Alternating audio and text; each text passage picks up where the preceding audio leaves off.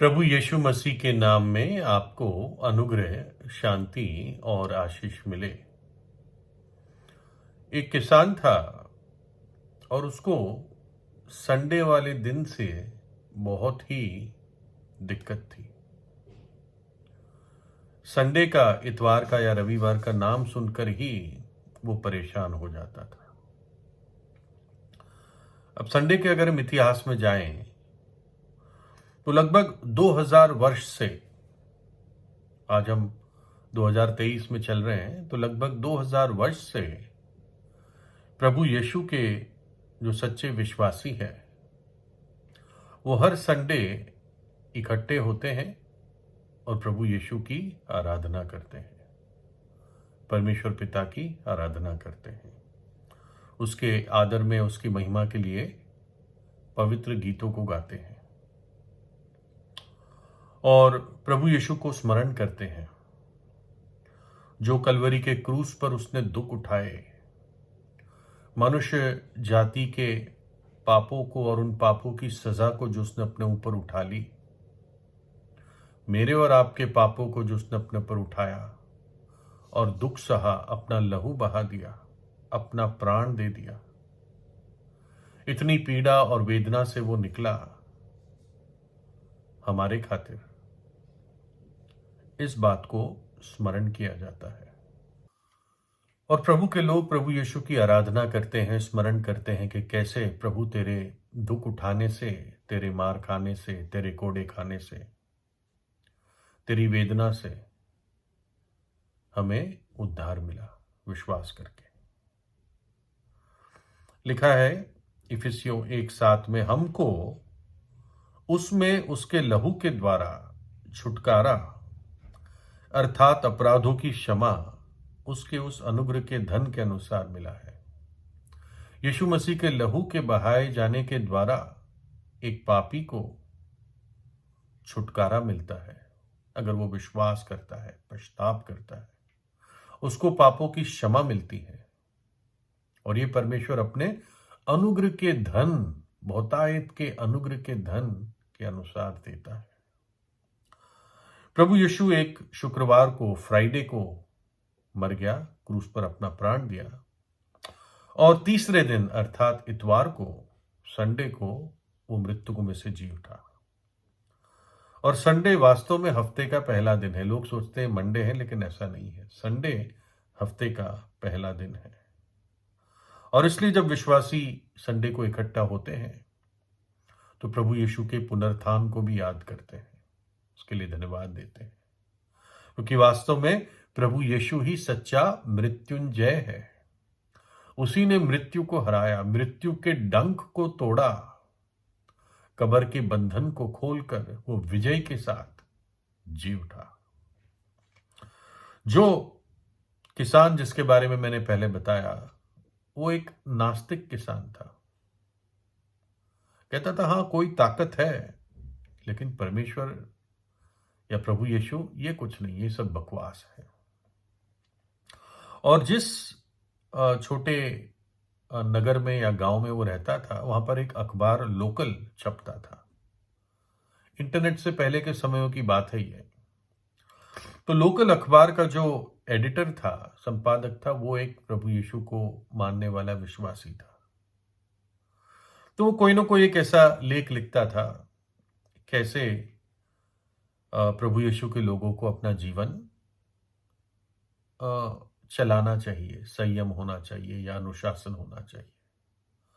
तो कई बार वो संडे के महत्व को बताता था कि कैसे संडे के दिन प्रभु के लोगों को प्रभु को आदर देना चाहिए, अपना सारा काम छोड़कर, है ना, क्योंकि काम तो कभी खत्म नहीं होते। लेकिन अगर कोई बहुत बहुत जरूरी काम हो तो बात अलग है, लेकिन ऐसे भी लोग हैं जो बहुत बहुत जरूरी काम भी छोड़ देते हैं। फिर भी ये एक व्यक्ति के विवेक पर है। लेकिन आम काम जो हम और हफ्ते के दिनों में करते हैं, उनको छोड़कर प्रभु के भवन में आकर प्रभु के लोगों के साथ उसकी आराधना, स्तुति और महिमा करते हैं, उसके वचन से सुनते हैं, उसके नाम के गीत गाते हैं। तो ये संपादक, ये एडिटर इन बातों को लिखता रहता था और ये किसान ये पढ़ पढ़ कर चिढ़ता रहता था। और फिर एक समय था जब इस किसान ने उस एडिटर को एक चिट्ठी लिखी, अखबार के एडिटर को, कि तेरे परमेश्वर के विरोध में मैंने इस साल, यानी जब किसानी शुरू हुई, मैंने इस साल मेरे खेत की जुताई संडे को करी। जो भी खुदाई थी वो भी मैंने संडे को करी। जो मैंने खाद डाला खेत में वो भी संडे को किया। और मैंने जो पौधे लगाए या बीज बोया वो भी संडे को किया और संडे को ही खेती की। और जब कटनी का समय आया तो मैंने संडे को ही कटनी की। और इस अक्टूबर में मेरी जिंदगी का सबसे बड़ी फसल मुझे मिली है। तो बता इसके बारे में अब तू तू तू तू क्या कहता है ना? उसका यह कहना था कि मैंने संडे का कहीं पालन नहीं किया। जो तू बकता रहता है अपने लेखों में कि संडे को प्रभु का आदर करना चाहिए, मैंने नहीं किया, फिर भी मेरी उपज इतनी अद्भुत रही, मेरी फसल। बता इसको कैसे समझाता है? तो उस एडिटर ने उसको वापस चिट्ठी लिखी, बस एक पंक्ति लिखी। उसने ये कहा, परमेश्वर अपना हिसाब सिर्फ अक्टूबर में ही नहीं करता। परमेश्वर अपना हिसाब सिर्फ अक्टूबर में ही नहीं करता। उसका कहने का मतलब है कि परमेश्वर का न्याय होता है, उसके समय पे होता है। सबोपदेशक 8 में लिखा है, बुरे काम के दंड की आज्ञा फुर्ती से नहीं दी जाती। इस कारण मनुष्यों का मन बुरा काम करने की इच्छा से भरा रहता है। ये नहीं कि उस किसान ने कोई बुरा काम किया था, उसने तो बहुत मेहनत की थी, लेकिन उसके मन में क्या था? परमेश्वर का विरोध करो, है ना? और कई बार हम दुनिया में बहुत सारे बुरे काम देखते हैं और एकदम दंड नहीं आता उन पर। तो जो ऐसे काम करते हैं वो सोचते हैं अरे कुछ नहीं होता, करते रहो। लेकिन परमेश्वर अपना सारा हिसाब अक्टूबर में नहीं करता। आपने देखा होगा जब भी कोई बहुत बड़ा क्रिमिनल पकड़ा जाता है तो काफी लंबा कोर्ट कचहरी अदालत का काम चलता है। और अगर सही रहा सब कुछ, सही न्यायपालिका होती है, तो उस क्रिमिनल को सही परिभाषा में दंड दिया जाता है और पूरा देश देखता है, उनको पता चलता है कि कैसे न्याय सही रीति से पालन किया गया है ना? सब झटके में एक दिन में नहीं हो जाता, लंबा टाइम लगता है। और परमेश्वर का न्याय भी ऐसा ही है। और उस मूर्ख किसान ने सोचा अगर परमेश्वर है तो मुझे एकदम सजा दे देगा संडे पर काम करने के लिए। पहली बात तो संडे का महत्व उस व्यक्ति के लिए कुछ नहीं है जो नास्तिक है, जो प्रभु यीशु को मानता ही नहीं है, तो उसको संडे से क्या मतलब है?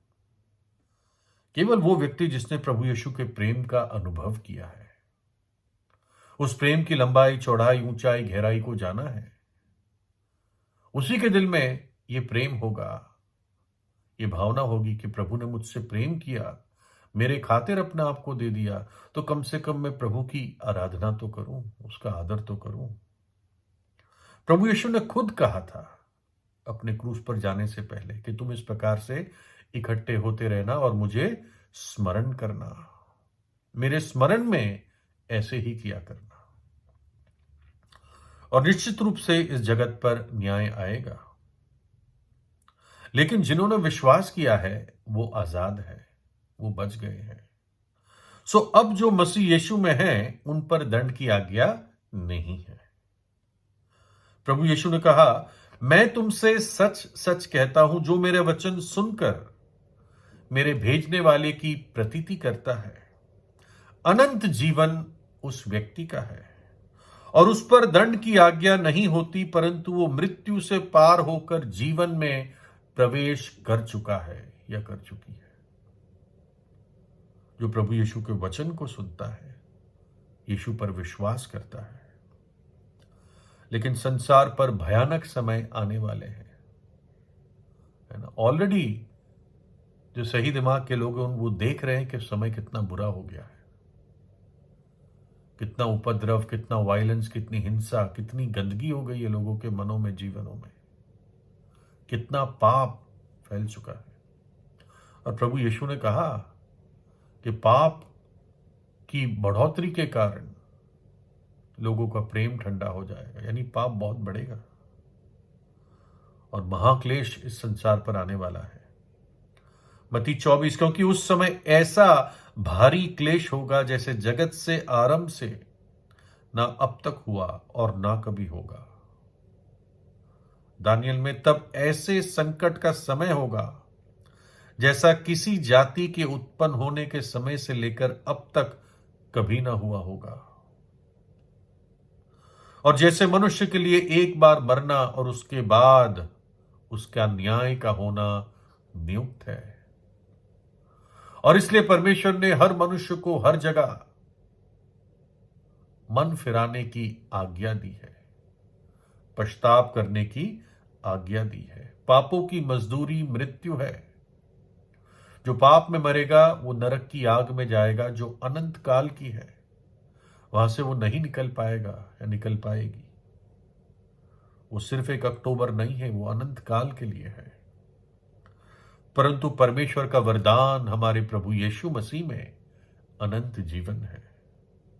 इसलिए मनुष्य अभी पश्चाताप कर ले और आने वाले उस न्याय और दंड से बच जाएं, छुटकारा पाए, क्योंकि यीशु ने आपकी सजा को अपने ऊपर ले लिया। अगर आप विश्वास करते हैं, हमारे अधर्म उस पर लादे गए, हमारे पापों के लिए वो घायल किया गया। इसलिए पश्चाताप करें और प्रभु यीशु के चरणों पर भाग कर आए, विश्वास से अपने दिल की गहराई में। वो एक उद्धार करता है और महान उद्धार करता है, बचाने वाला है। प्रभु यीशु आपको आशीष दे।